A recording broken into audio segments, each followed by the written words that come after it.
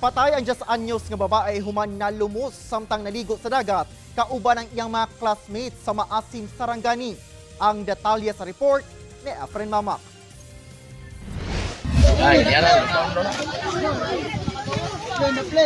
Gina-revive sa mga residente kining usa ka batang babae nga na-rescue human na lumos sa dagat nga anaa sa likod sa usa ka tulungaan sa barangay Poblasyon Maasim Sarangani pasado alas 11 Huwebes sa buntag.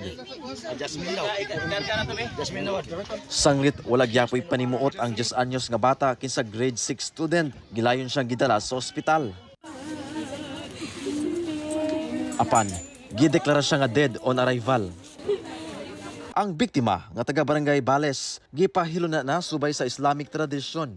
Matod sa MDRRMO, walay klase niya tong tungura human gisuspende sa provincial LGU gumikan sa nasinating linog niya tong Miyerkules. Busa, gihagad kini sa iyang mga classmate ug laag apan gisikreto nga mga ligo di ay. Ingon sa iyang ginikanan, gihapit sa iyang mga classmate, niya wala pa nag-inform ang iyang mga classmate nga mga ligo og dagat. Apan sa diyang naligo na, wala gini nabantayan nga nalumos na di ay. Lahi ba ang dagat karon sir kay tungod ani mga hangin-hangin karon baga dagdag ko ang balod. Then ang bata wala na bantayan sa iyang mga classmate, nalumos. Unya wala pud gitabangan sa iyang mga classmate kinahadlok. Pahimangno sa MDRRMO nga to sa mga ginikaran nga bantayon gyud ang ilang mga anak aron malikay sa susamang insidente. Kauban si Gary Balantay ug Bong Vicencio, Efren Mamak. 1 Mindanao.